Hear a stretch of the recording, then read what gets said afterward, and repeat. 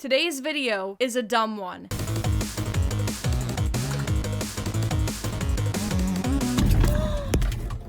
I just hit a car. There's a lot of influencers right now who are getting into fender benders and just crashing because they are filming while driving. Sometimes it gets to a point where you just need to talk about stuff. I'm at that point, I'm either gonna talk about it or I'm gonna snap. You see, I have a little story. When I was driving to university this week, I saw someone filming a TikTok while going like 80 kilometers an hour, right? She's got her phone and she's doing some poses while looking at the camera. So I assume she was making content for people to watch. She caught up with me a little bit later and I look over briefly and she's still going. She's still going on her phone, except now she's not doing poses. Now she's doing this with the camera.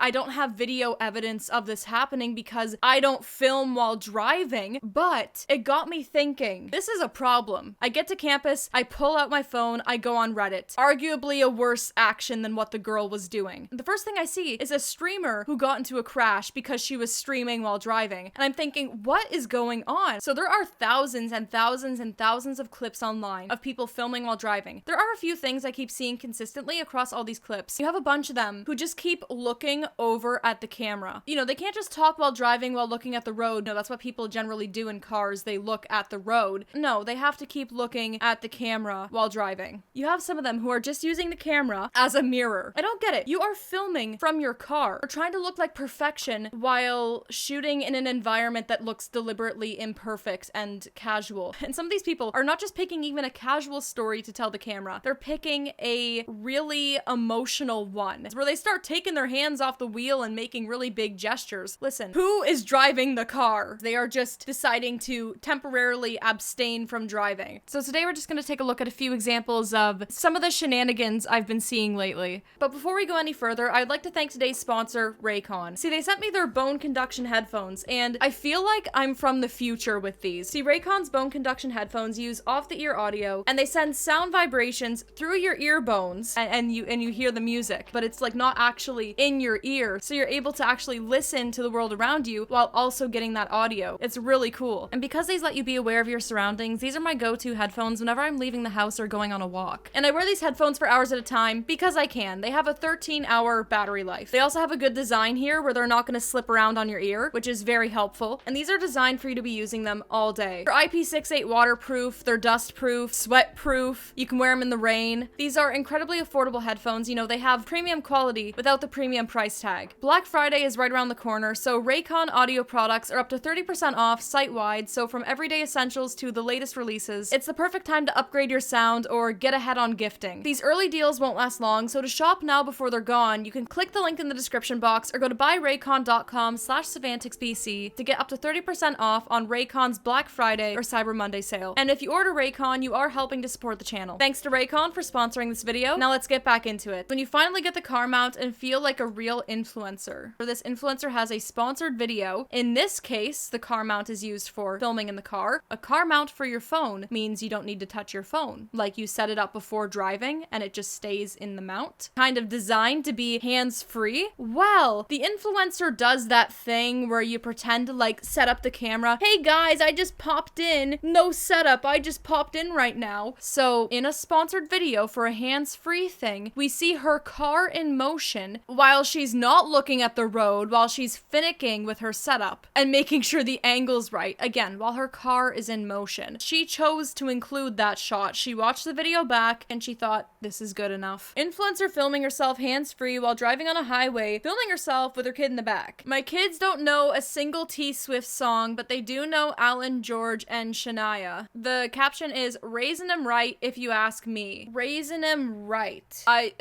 This is not raising them right. This is quite obviously raising them wrong. Not to like overly dissect every single thing that exists ever, but when you look at this layout, the filming while driving, the putting up a caption, my kids don't know a single T-Swift song, this really, really popular artist. Attached to that is you're saying you're raising them right. So this would suggest that you feel like you are raising your kid in a way that is different than the norm and that you feel like this is correct. You feel like this is superior because you're saying raising them right. With that and the fact that you have a social media presence and you are filming from your car, turning your entire family life and the way that you parent your kids into content, we can assume that you care really deeply about how you are perceived. Now, with this person having such an obvious focus on how they are perceived, how their image comes across, you would think they would also maybe be aware of how filming while driving with not one but two car seats in the back doesn't look good. But this line of logic of how do I wish to be seen just doesn't extend to maybe I shouldn't be seen doing something stupid. Like, it's mind-blowing. People are influencers, or they call themselves influencers. If you're an influencer, influence for good. That's deep. Make it a cheesy Pinterest quote image right now.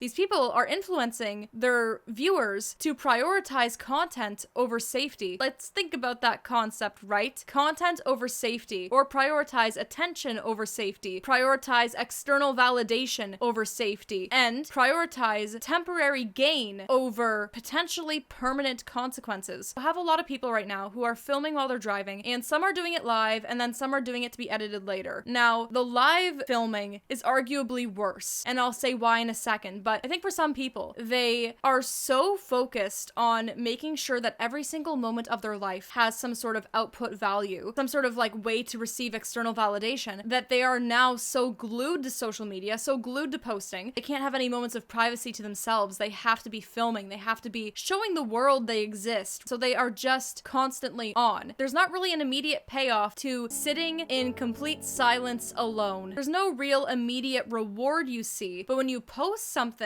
online for people to see, those are quick little hits of you did something, good job. Can just hijack their entire lives, like their entire lives, including when they're at like their lowest point. Instead of just experiencing the moment alone, they're using it for internet points. Here's a video of people who are filming after they got into a crash.